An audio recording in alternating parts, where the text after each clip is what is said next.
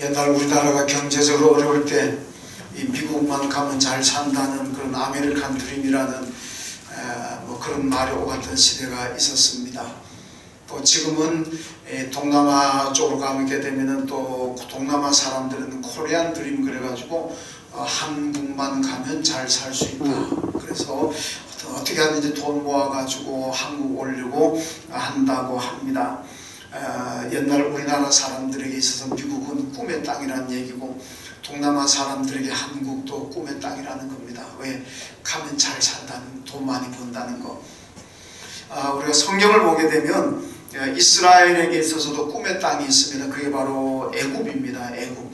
이집션 드림 그래가지고 이스라엘 백성들도 우리같이 힘들지만은 힘들 때 애굽에 내려가면 잘 살 수가 있다.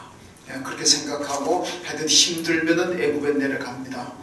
대표적으로 이스라엘의 족장인 아브라함, 이삭, 야곱 이분들 보면은 가나안 땅에 흉년 드니까 다 애굽으로 내려가잖아요. 애굽에 내려가서 흉년 기간을 잘 지나다가 또 흉년이 끝나고 나면은 뭐 다 이스라엘로 돌아오는 하여튼 그런 모습입니다. 왜냐하면은 애굽에는 세계에서 가장 길다고 하는 나일강이 있습니다. 이 나일강의 물이 워낙 풍족하기 때문에 농사도 잘 되고 목축도 잘 되고 그래서 애굽 가면은 잘 산다. 애굽의 꿈을 가지고 있습니다. 또 애굽은 경제적인 문제뿐만 아니고 이 정치적인 망명지로서도 안전한 곳으로 인정이 되어 있습니다. 그래서 뭐 대표적으로 또 솔로몬의 정적이었던 여로보암이라는 사람이 솔로몬을 피해 가지고 애굽으로 망명합니다. 그러다가 솔로몬이 죽고 난 다음에 다시 돌아와 가지고 이제 북왕국을 창건하게 되는 거죠. 바빌론 포로 시대에 들어오게 되면은 바빌론의 총독으로 임명되었던 그달리아라고 하는 사람이 있는데 이 이스라엘 사람 중에 그를 암살을 해버립니다. 죽입니다. 그러니까 이제 바빌론의 보복이 두려워가지고 또 이 죽인 암살단들이 애굽으로 망명합니다. 그래서 애굽에서 이제 지나게 되고 나중에 보면은 예수님이 탄생하셨을 때 헤롯이 유대인 남자아이를 태어나는 남자아이들 다 죽이라고 하니까 아기 예수를 안고 예수님의 그 부모님들이 또 애국으로 또 피난하게 되죠. 그래서 헤롯이 죽고 난 다음에 다시 이스라엘로 돌아오는 그런 장면을 성경이 기록하고 있습니다. 하여튼 이 옛날의 애굽이라는 이집트, 이 애굽이라는 곳은 이스라엘 백성들에게는 이게 경제적인 문제가 되었던 정치적인 문제가 되었던 하여튼 애굽은 가면은 하여튼 잘 살고 안전하다고 인식된 곳이 바로 애굽 땅입니다. 그래서 예수님 당시에 보면은 애굽의 그 알렉산드리아라고 이 도시에 유대인 18만 명이 살았던 것으로 나와 있습니다. 그러니까 예루살렘의 인구보다도 알렉산드리아에 더 많은 유대인들이 살 정도로 하여튼 애굽에 많이 내려갔습니다. 아마 요즘 말로 하면은 유대인들 가운데서도 돈 있으면 돈 모아가지고 애굽으로 가자. 그런 운동감이 있었을 것 같습니다. 그런데 자, 오늘 본문으로 돌아보면은 하나님께서 애굽으로 내려가지 말라 이렇게 말씀하고 있습니다. 자, 옛날부터 이스라엘 백성들 하여튼 전통적으로 애굽에 가자. 애굽에만 가면 잘 산다. 애굽에 가면 안전하다. 그래서 애굽에 가려고 그렇게 길을 쓰는데 오늘 본문에 보면은 야, 애굽으로 내려가지 말아라 이렇게 말씀합니다. 왜 그럴까? 왜 꿈의 땅이라는 애굽을 하나님께서 가지 말라고 하셨을까?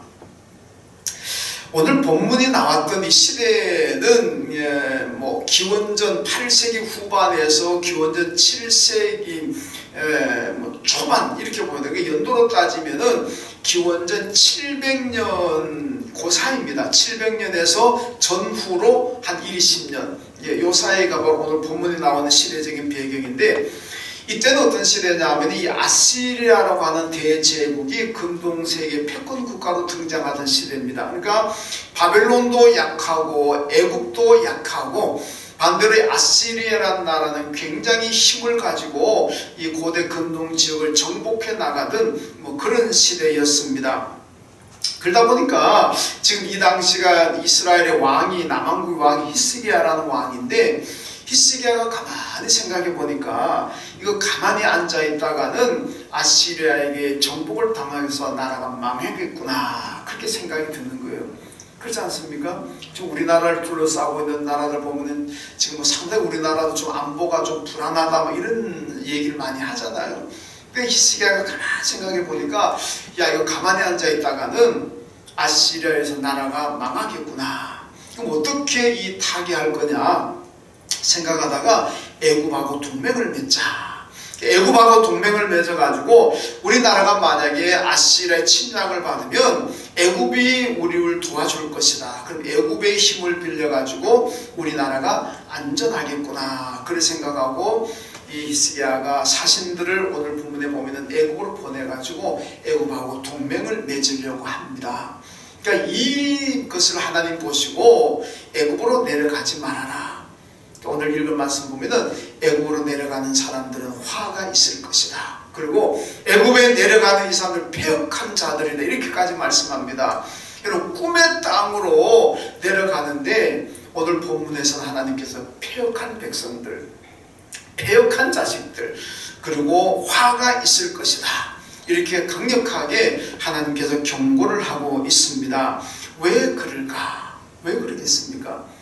애굽으로 내려가서 애굽과 동맹을 맺는다는 것은 다른 말로 하면은 하나님을 의지하지 않는다는 겁니다. 하나님의 도우심을 받고 하나님의 힘을 얻어가지고 나라를 지키고 나라를 부흥시키려고 해야 이게 정상적인 왕인데, 하나님은 제껴버리고 애굽의 힘을 빌려가지고 우리 나라를 지키겠다, 애굽의 힘을 빌려가지고 우리나라가 좀 잘 살아보겠다, 이런 인본주의적인 생각을 가지고 있기 때문에 하나님께서 분노하신다, 그 말씀입니다. 오늘 1절 말씀 보면 하나님께서 이 동맹에 대해서, 이 동맹하는 이 계획이 하나님의 나로 말미암지도 않았고 나의 영으로 말미암지도 않았다, 이게 하나님의 뜻이 아니라는 겁니다. 성령의 역사가 아니라는 것을 말씀하고 있고, 2절에 가면은 그들이 바로의 세력 안에서 강하려 하며 애굽의 그늘에 피하려 하여 애굽으로 내려갔으되 나의 입에 묻지 아니하였도다.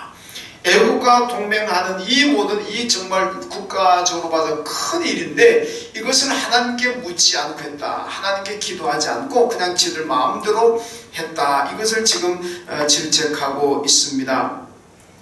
오늘 본문하고 똑같은 말씀 반복하고 있는 것이 그 다음 장인 31장 1절부터 3절까지입니다. 뭐 거긴 제가 안 읽었습니다만은 31장 1절에도 보면은 지금 강력하게 하나님의 경고가 나옵니다. 도움을 구하러 애굽으로 내려가는 자들은 화 있을진저 그들은 말을 의지하며 병거의 많음과 마병의 심히 강함을 의지하고 이스라엘의 거룩하신 이를 앙모하지 아니하며 여호와를 구하지 아니한다, 이렇게 말씀하고 있습니다. 여러분, 지금 왜 애굽으로 내려가서 애굽과 동맹을 맺고 애굽의 힘을 빌려서 나라를 안전하게 하고 나라를 부강시키려고 하는 이 히스기야의 이 계획, 이 동맹 계획에 대해서 왜 하나님께서 이렇게 분노하시고 하나님께서 왜 이렇게 질책하실까? 그것은 바로 국가의 안위를, 국가의 발전을 하나님 없이 하겠다는 겁니다. 하나님 제껴버리고 하나님 의지 않고 그냥 우리 인간적인 힘으로, 인간의 생각대로 이 나라를 안전하게 하고 백성들의 삶을 부흥시키겠다, 바로 이런 의도였습니다. 그래서 오늘 하나님께서 강력히 경고하는데 30장 1절에도 그리고 31장 1절 똑같은 1절에 나옵니다. 30장 1절, 31절 1절 똑같이 얘기하는 게 화 있을 것이다, 이렇게 말씀합니다. 그러니까 너희들이 만약에 애굽의 힘을 빌려가지고 너희들이 국가를 지키려고 하고 애굽의 힘을 빌려가지고 너희들이 잘 살려고 한다면은 거기는 바로 화가 임할 것이다, 이렇게 하나님께서 경고하고 있습니다. 하나님이 없는 어떤 계획이든지 간에 하나님 없이 하는 것은, 하나님 제껴버리고 하는 것은 반드시 실패한다는 것을 말씀하고 있습니다. 오늘 3절에 보면 바로의 세력이 너희의 수치가 되며 애굽의 그늘의 피함이 너희의 수욕이 될 것이라. 5절에도 보면은 이스라엘이 의지하는 애굽이 돕지도 못하며 유익하기도 못하고 수치가 되며 수욕이 되게 할 뿐이라. 이렇게 말씀하고 있습니다. 여러분, 하나님 없이 하나님께 기도하지 않고 믿음으로 하지 않고 인간적인 생각과 인간적인 계획을 가지고 만약에 그 계획을 가지고 간다면 국가의 계획도 개인의 계획도 개인의 인생살이 모든 것들은 결국은 실패할 수밖에 없다는 것을 말씀하고 있습니다. 자, 오늘 본문의 대략적 내용을 지금 말씀드렸는데 오늘 본문이 우리에게 주는 메시지가 무엇이겠습니까? 오늘 본문에 두 가지 메시지를 지금 강력하게 하나는 주시고 있는데, 하나는 어떤 일이든지 간에 인간의 방법으로 하지 말고 하나님의 방법으로 하라, 이것이 첫째 주는 메시지입니다. 여러분, 오늘 히스기야를 보면 처음에 인간의 방법을 동원하잖아요. 그래서 이 아시리아의 위협에 대해서 애굽의 힘을 빌려가지고 한번 나라를 지켜보겠다, 애굽의 힘을 빌려가지고 국가를 한번 부흥시켜보겠다, 이런 생각을 가지고 인본주의적인 생각을 했습니다. 그런데 그게 잘 되었을까요? 여러분, 이게 실패합니다. 701년에 기원전 701년에 아시리아의 침략을 받습니다. 아시리아 침략을 받아가지고 여러분, 나라가 망하기 직전까지 갑니다. 그러니까 히스기야가 나라의 근본부활을 다 갖다 바칩니다. 여러분, 열왕기하 18장에 보면요, 무엇까지 주느냐 하면 성전의 기둥을 금으로 입혀놨는데 그 금으로 입혀놓은 성전 기둥의 그 금까지 다 벗겨냅니다. 그래가지고 아시리아 왕에게 줍니다. 이거 줄 테니까 우리나라 더 이상 전쟁하지 말아야 군대 좀 철분시켜 주십시오, 그런 거죠. 여러분, 이 애국 의지하다가 나라가 완전히 멸망 직전까지 가고 성전에 있는 옛날에 예루살렘 성전에 그런 그 성전 기물들이 거의 금으로 되어 있잖아요. 다 빼앗깁니다. 다 빼앗기고 성전 기둥을 금으로 입혔던 성전 기둥의 금까지 다 벗겨서 줬다는 거 아닙니까? 그러니까 나라의 금을 아예 싸그리 그냥 다 줬습니다. 그러면서 간신히 나라를 지탱했습니다. 여러분, 그때 애굽이 도와줬습니까? 안 도와줬습니다. 나라가 지금 초토화되고 지금 다 빼앗기는 상황이 있는데 그렇게 히스기야가 믿고 의지했던 애굽은요, 군대 한 명도 안 보냈습니다. 애굽은 이스라엘에 아무런 힘이 되지 못했습니다. 그냥 이스라엘 혼자서 실컷 당하고 빼앗길 거 다 빼앗기고. 히스기야가 여기서 깨달은 게 뭔지 압니까? 아, 이건 아니구나. 인간의 방법으로 해가지고는 절대 안 되는구나. 철저하게 하나님의 방법을 써야 되는구나. 그렇게 히스기야가 깨달았습니다. 그리고 그 다음에 이사야 37장에 보면요, 사내립이 18만 5천 대군을 이끌고 2차로 침공합니다. 처음에 그렇게 많이 가져가 놓고도 그것도 만족하지 못하고 다시 침공합니다. 그때 히스기야 어떻게 한지 압니까? 여러분 잘 아시잖아요. 성전에 들어가서 밤새도록 기도합니다. 여러분, 옛날 왕은 군 최고 통수권자 아닙니까? 지금 아시리아 18만 5천 대군이 예루살렘 포위하고 지금 나라를 멸망 직전에 있다면은, 아니 지휘관들을 소집해가지고 뭐 전략회의를 짜든지 어떻게 방어를 할 건지 뭔가 전쟁할 준비를 해야 되지 않겠습니까? 그런데요, 히스기야는요 그런 거 안 합니다. 그냥 성전에 들어가 엎드려가지고 밤새도록 기도하는 거예요.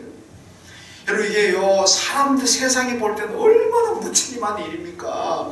이런 왕 그냥 탄핵시켜버려야지. 어떻게 지금 적군들이 나라를 포위하고 쳐들어오는데 한가하게 성전에 가서 기도한다고 들어앉아 있습니까? 정말 이런 거 보면요, 여러분, 세상 사람들이 볼 때는 야, 이거 정말 도란 왕이구나, 저게 제정신이냐, 이렇게 될 거 아닙니까? 그죠? 요즘 말로 하면요, 탄핵 대상이면 탄핵 대상, 그 정도 되면. 그런데요, 히스기야가 밤새도록 기도하고 아침에 나와봐 어떤 일이 일어났습니까? 아시리아 18만 5천 대군이 다 죽었어요. 다 죽었어. 다 죽었습니다. 어떻게 그렇게 밤새도록 하룻밤에 18만 5천이 다 죽느냐? 원자탄 때린 것도 아닌데. 여러분, 하나님께서 쓰신 방법은요, 서로 지금 내 옆에 있는 아군을 적군으로 오인하게 만들어 버렸습니다. 지금 방금까지는 내 친구고 내 동료였는데 갑자기 적군처럼 인식하도록 만들어버렸습니다. 이 기억장치를 하나님께 어떻게 바꿔버렸습니다. 그리고 이게 적군이구나. 다 죽고 서로 죽인 거예요. 그러니까 하룻밤에 그 인은 다 죽는 거예요. 여러분, 그래서 히스기야가 밤새도록 기도하니까 하나님께서 제거해 주시더라는 거 아닙니까? 이게 하나님의 방법입니다. 여러분, 인간의 방법 썼다가 나라가 거들났는데 하나님의 방법대로 하니까 여러분, 하나님께서 다 우리 이스라엘 정말 여러분 세상 말로 속된 말로 손도 안 대고 코푼다는 식으로 아무것도 하지 않았는데 그냥 하나님께서 다 해주시더라는 말씀입니다. 하나님의 방법을 하면은 승리한다는 거잖아요. 요한복음 9장에 보면요, 예수님께서 한 소경을 세우고 그 소경을 어떻게 눈을 뜨게 합니까? 흙에다가 침을 뱉어가지고 그걸 섞어가지고 그리고 눈에 바르고 가서 씻으라 그러잖아요. 야, 세상에 여러분, 이런 방법이, 이런 비상식적이고 이런 비과학적인 방법이 어디 있습니까? 그 눈에 발랐다가 세균 들어가고 병균 들어가면 어떻게 할 겁니까? 기적처럼 여러분 혹시 어디 소경 혹시 안 못 보는 분 계신데 또 예수님 방법대로 한다고 또 지들끼리 침 뱉어가지고 그렇게 하지 마세요. 큰일 나, 욕먹습니다. 그런데요, 됐잖아요. 됐습니다. 인간으로 볼 때는 너무나 비합리적이고 비과학적인 방법이죠. 비상식적이지만은 여러분 주님이 하시잖아요. 이게 하나님의 방법입니다. 하나님 방법대로 하니까 되더라는 겁니다. 여러분, 우리가 살아가면서 하나님의 방법, 때때로 사람들이 볼 때는 이 과학 문명이 발달한 시대에 살아가는 사람들이 볼 때는 정말로 불합리하고 비과학적이고 뭐 비합리적이고 비상식적이고 그럴 수 있습니다. 그래도 하나님의 방법이라고 믿어지면 그 방법대로 간다면 반드시 거기에는 여러분 승리가 있고 해결이 될 줄로 믿습니다. 문제는 하나님의 방법대로 잘 가야 된다는 말씀입니다.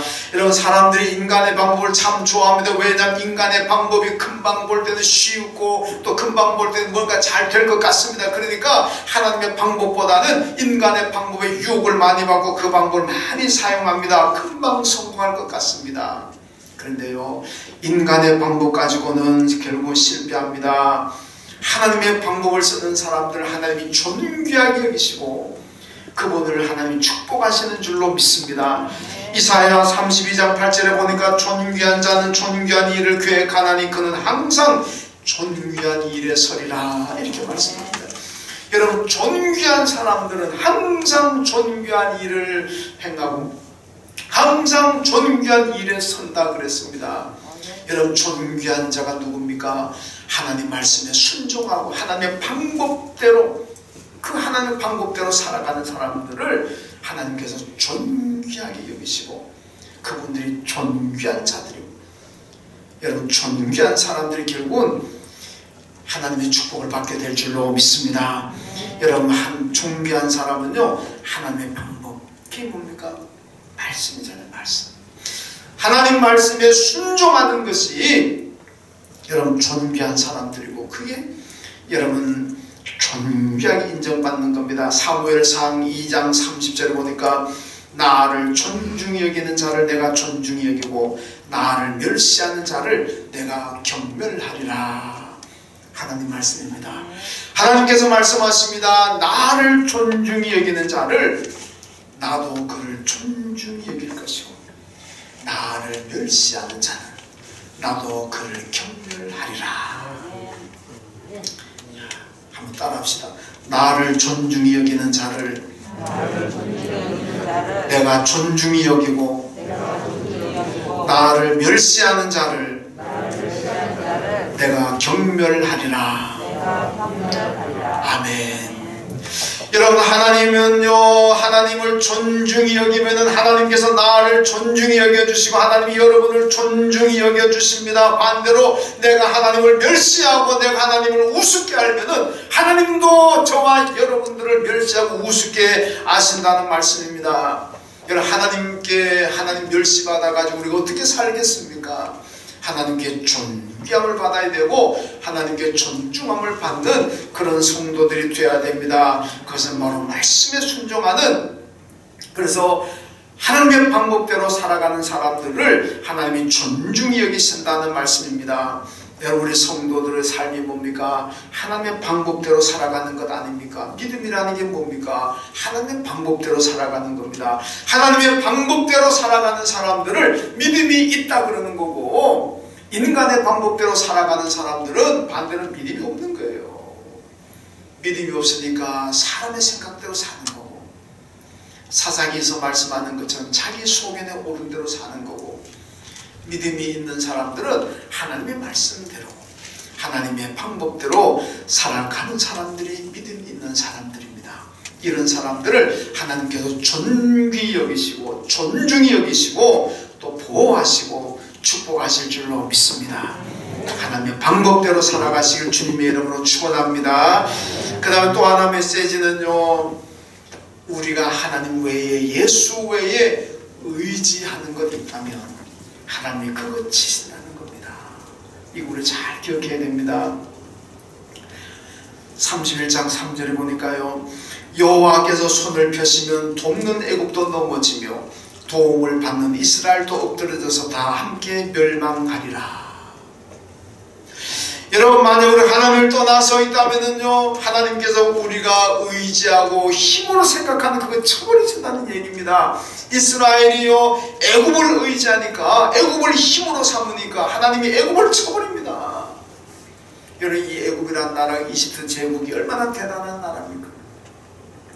야, 애굽 뭐 스핑크스 이런 거 가보면요, 이게 불가사의입니다. 오늘 현대인들도 그걸 못할 거라 그럽니다. 그런 걸 몇천 년 전에 이집트인들이 했습니다. 얼마나 대단한 민족들입니까? 그런데요, 그 대제국 애굽이 바벨론에 짓밟히고 아시리아에 짓밟힙니다. 이스라엘은 애굽만 의지하면 잘 될 줄 알고 애굽을 의지하는데 웬걸 그 대제국 이집트 애굽도 바벨론에게, 아시리아에게 완전히 초토화되고 망가집니다. 하나님이 쳐버리잖아요. 여러분, 남왕국의 마지막 왕이 시드기야라는 왕인데, 이 시드기야가 예레미야 경고를 무시하고 예언을 무시하고 애굽과 손을 잡았습니다. 예레미야 선지자가 눈물로 예언합니다. 여러분, 절대로 애굽하고 손잡으면 안 됩니다. 애굽을 의지하면 안 됩니다. 하나님을 바라보세요. 하나님을 의지하십시오. 눈물로 예언했지만은 안 들었습니다. 하나님 제껴버리고 애굽을 손잡았습니다. 애굽이 도와줄 줄 알고 애굽을 힘으로 삼았습니다. 바벨론이 침공하더라도 애굽이 우리를 지켜줄 거라는 그 생각 가지고 애굽하고 손잡았잖아요. 바벨론 침공했을 때 애굽이 도와줬습니까? 천만에 군인 한 명도 안 보냈습니다. 그냥 다 망가졌습니다. 애굽을 의지하다가 결국은 시드기야는 비극을 당하잖아요. 바벨론 포로로 끌려가가지고 자기가 보는 앞에서 두 아들이 죽습니다. 그리고 자기 두 눈도 뽑힙니다. 이런 끔찍한 비극을 맞잖아요. 왜? 애굽 의지하다가 나가는 겁니다. 애굽 의지하다가. 우린 잘 기억해야 됩니다. 하나님은요, 우리가 어떤 하나님 이외에 다른 것 의지하면은 우리가 의지하는 그 대상, 우리가 힘으로 삼는 그 대상, 내가 위기에 빠지고 위험을 당할 때 이것이 나를 도와주고 이것이 나를 지켜줄 것이라는 그것을 하나님이 쳐버린다는 겁니다. 그러니까요, 하나님만 의지하고 믿어야 될 줄로 믿습니다. 이걸 잘 알았던 사람이 성경 보면 여호수아와 다윗입니다. 여호수아 11장 보면요, 이 여호수아 가나안 땅들과 전쟁해가지고 가나안 연합군을 다 제압을 하고 그 다음에 획득한 군수물이 뭐냐면 말, 그 다음에 병거, 전차입니다. 여러분, 이거는 말과 전차, 이거는요 그 당시로 봐서는 정말 최고의 무기입니다. 얼마나 좋은 무기입니까? 야, 이게 웬 떡입니까? 이런 엄청난 무기를 막 거둬들였는데, 근데 여호수아 어떻게 합니까? 말 뒤힘줄 다 끊어버립니다. 말 못 씁니다. 병거, 전차 전부 다 불태워버립니다. 여러분, 다윗도요, 소바왕 하다데셀과 전쟁해가지고 다윗도 마찬가지로 많은 병거를 획득했고 많은 군말을 획득했습니다. 얼마나 좋은 무기입니까? 근데 다윗이요, 마찬가지로 말 뒤 힘줄 다 끊어버렸습니다. 그리고 전차 다 불태워버렸습니다. 여러분, 이 여호수아나 다윗은 그 무기가 얼마나 좋은 건지 몰라서 그랬겠습니까? 아마 믿음 없는 사람들 봤을 때는 이 양반들 도대체 무슨 생각으로 저렇게 하나 고개를 흔들었을 겁니다. 그런데 여호수아 다윗은 간단합니다. 전쟁은 하나님이 하신다. 무기 가지고 전쟁하는 거 아니다. 이 무기 의지했다가는 우리가 하나님께 버림받는다. 그래서 무기를 의지하고 전쟁하지 않겠다는 믿음에서 다 깨부수고 불켜버리는 거예요. 그리고 하나님만 의지하고 전쟁하겠다. 사무엘상 11장에 보면 다윗이 골리앗과 전쟁을 나갈 때 다윗이 물맷돌을 가지고 나갑니다. 그리고 골리앗이 다윗을 보고 기가 차잖아요. 야 임마, 누굴 괴로워하냐? 뭘 누굴 괴로워하냐? 그 막대기 들고 나오게. 그때 다윗이 골리앗에게 뭐라 그럽니까? 전쟁은 여호와께 속하였은지요. 전쟁의 승패는 칼과 창에 있지 않다는 것을 내가 너에게 똑똑히 보여주겠다. 그리고 골리앗을 쓰러뜨려 물맷돌과 쓰러뜨리잖아요. 전쟁은 여호와께 속했고 전쟁의 승패는 무기에, 첨단 무기에 달려있지 않다는 것을 오늘 내가 너에게 똑똑히 보여주겠다. 이게 다윗의 믿음이고 고백입니다. 여러분, 여호수아와 다윗은 이것을 믿었습니다. 전쟁의 승패는 무기에 있는 것이 아니라 하나님께 있다. 하나님께서 도와주시면 이기는 거고 하나님이 전쟁에 함께하지 친다는 이걸 믿었기 때문에 무기 의지하지 않기 위해서 다 깨버리고 불켜버리고 발 뒤힘줄 다 잘라버렸습니다. 여러분, 우리 성도들이 살아가면 여러분들 무엇을 의지하십니까? 내가 어렵고 위기 당할 때마다 돈이 나를 지켜줄 거고 내가 내 일터가, 내 직장이, 내 가족이, 내 자식들이, 내 건강이 나를 지켜줄 것이라고 믿고 살아가고 있지 않습니까? 그거 믿는 것 때문에, 그거 의지하는 것 때문에 신앙생활 제대로 못하고 이러고 있지는 않습니까? 여러분, 미안하지만 잘 기억하십시오. 하나님 그거 처벌할 수가 있습니다. 왜? 내가 하나님을 의지하지 않고 하나님 믿지 않고 그런 것들을 의지하고 그거 믿고 살아가면은 하나님은 우리를 사랑하시기 때문에 그거 칩니다. 우리를 사랑하지 않은 것 같으면 하나님이 안 칩니다. 그냥 그렇게 살아라. 살다가 지옥 가면 끝나는 거지. 그러나 하나님이 우리를 사랑하시기 때문에 치는 거예요. 왜? 그래야 돌아올 거 아닙니까? 이 시기야가 한 대 맞고 돌아오는 것처럼. 여러분, 세상 것들이 나를 지켜줄 것이라고 믿고 살아간다는 것은 오늘 이스라엘이 애굽이 나의 힘이 되고 애굽이 우리를 지켜줄 것이라고 믿고 동맹을 맺는 거하고 똑같습니다. 하나님이 지신다는 거 우리가 기억해야 됩니다. 여러분, 하나님께서 우리의 독생자 아들 예수 그리스도를 세상에 보내셨고 그 예수가 세상에 오시면 부귀영화 누리는 거 아니라는 거 하나님 다 아시잖아요. 이사야 53장 벌써 다 예언되어 있습니다. 그는 세상에 오셔가지고 우리의 죄를 대신 지시고 토사장에 끌려가는 양처럼 끌려가서 죽는다는 거 이미 이사야 53장이 700년 전에 예언하고 있습니다. 하나님 그거 모르십니까? 그런데도 왜 독생자를 이 세상에 보내셔서 그리고 고난받으시고 십자가에 죽게 만드셨습니까? 그 예수를 의지하고 살아라. 그 예수 믿고 살아가라. 그 예수를 의지하고 그 예수를 믿고 살아가야만 너희들이 안전하게 하나님의 보호를 받을 것이고 하나님의 축복을 받는다는 것을, 여러분, 그것을 우리에게 그 축복 주시기 위해서 예수를 보내신 줄로 믿습니다. 그러니까 우리는 예수를 믿어야 되고 예수를 의지해야 됩니다. 요한복음 14장 예수님 뭐라고 말씀하십니까? 나로 말미암지 않고는 아버지께로 올 자가 없다. 나로 말미암지 않고는, 예수로 말미암지 않고는 구원받을 자가 없습니다. 예수로 말미암지 않고는 하나님의 축복을 받을 수가 없고 하나님의 보호를 받을 수가 없습니다. 하나님의 모든 축복은, 그 능력은 다 예수 그리스도를 통해서 우리에게 주시고 우리가 받게 될 줄로 믿습니다. 그러니까 예수가 얼마나 존귀하신 분입니다. 세상에 어떤 것도 예수만큼 따라갈 게 없습니다. 내가 예수 모시고 산다는 것이 가장 축복인 줄로 믿습니다. 여러분, 지금 우크라이나, 아까 권사님들 기도하셨습니다마는 러시아가 우크라이나 침공함으로써 여러분 지금 핵전쟁 위험까지 있잖아요. 푸틴이 지금 조금만 마음 상하면 핵 쓰겠다 그러잖아요. 진짜 쓰는지 안 쓰는지, 핵 썼다 그러면 이제 세계 3차 대전 가는 겁니다. 기도 많이 하세요. 3차 대전 일어나면 이제 다 끝나는, 핵 썼다 그러면 이제 끝나는 거 아니겠습니까? 그 기도 많이 해야 됩니다. 여러분, 우리도 지금 북한의 김정은이 핵을 가지고 위협하잖아요. 그러니까 남의 나라 일 같지가, 남의 일 같지가 않습니다.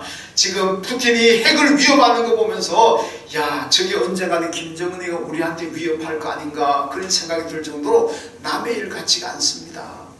우리가 정말로 기도해야 되죠.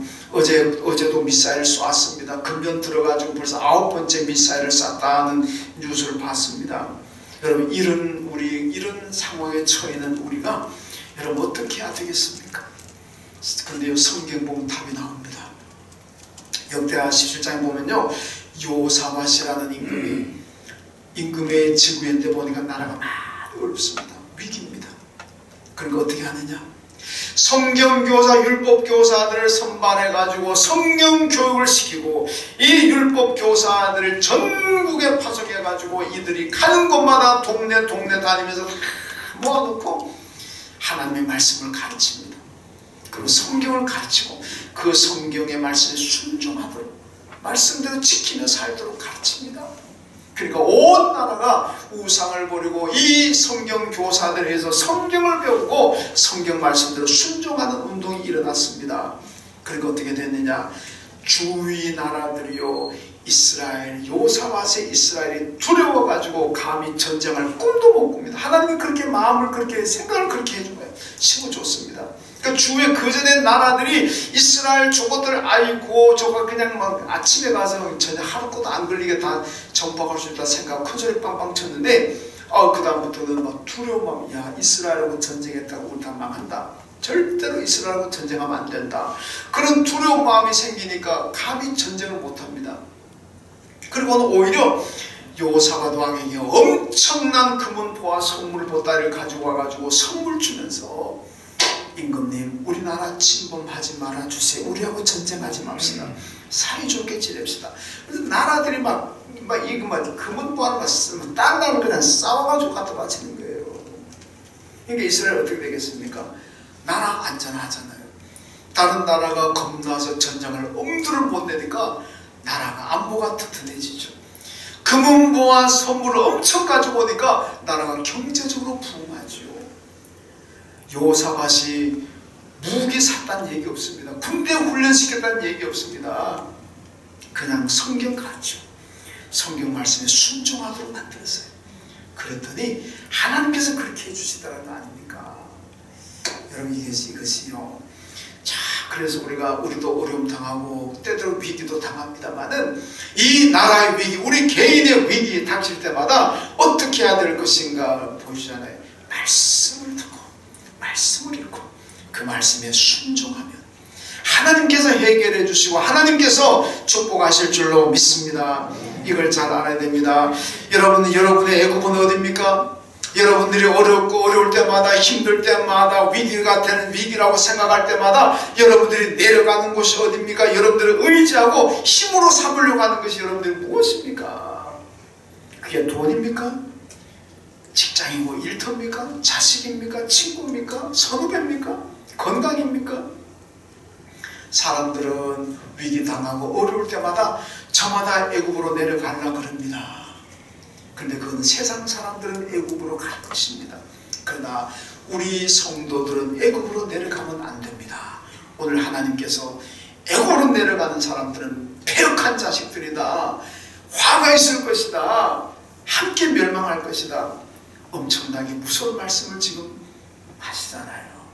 그러니까 우리는 위기 당할 때 절대로 애굽으로 내려가면 안 됩니다. 세상 것 의지하면 안 된다는 얘기입니다. 위기 당할 때마다, 어려울 때마다 우리가 바라보고 우리가 의지하고 우리가 믿어야 될 분 누굽니까? 예수 그리스도입니다. 요즘 제가 가끔 그 대통령 후보들 연설을 보니까요, 여러분 이 나라를 바꿀 후보가 누굽니까? 뭐 여야를 떠나 다 그렇게 얘기하더라고요. 그러니까 뭐 누굽니다. 여러분, 진짜 이 나라 위기를 해결하실 분, 저 우리의 개인의 인생과 우리의 가정과 우리의 일터를 안전하게 지켜주시고 정말 부흥하게 하실 분, 그분이 누굽니까? 한 30분 설교 열심히 했는데 성가대 물어보겠습니다. 그분이 누굽니까? 하나님이라고 해도 좋고 예수라고 해도 좋고, 자, 그건 하나님이십니다. 우리 나라를 안전하게 지켜주시고 우리 개인을 안전하게 지켜주시고 우리 가정과 일터를 안전하게 지켜주실 분은 기호 1번도 아니고 기호 2번도 아니고 하나님 예수 그리스도인 줄로 믿습니다. 그러니까 우리는 그분만 의지하고 그분만을 믿고 그분께 나와야지 애국으로 내려가지 마십시오. 언제나 하나님을 예수 그리스도를 힘으로 삼고 의지하시고 그 하나님만 바라보고 살아가시길 주님의 이름으로 축원합니다. 하나님 감사합니다. 우리 시기아가 하나님 바라보지 않고 애국을 의지하고 애국을 힘으로 삼았다가 그들 큰 낭패를 보았던 것을 봅니다. 우리가 이 살아가는 시대가 너무 어렵고 힘들고 위기도 많습니다. 우리가 누구를 바라보고 있습니까? 혹시 애국으로 내려가고 있지는 않습니까? 우리 모두가 예수 그리스도 바라보고 하나님 바라보고 하나님을 힘으로 삼고 하나님을 도움으로 삼아서 이 나라가 안정되게 하시고 우리 교회가 안정되고 우리 개인의 삶이 안정되고 형통할 수 있도록 주여 복 내려 주옵소서. 예수님의 이름으로 기도하옵나이다. 아멘.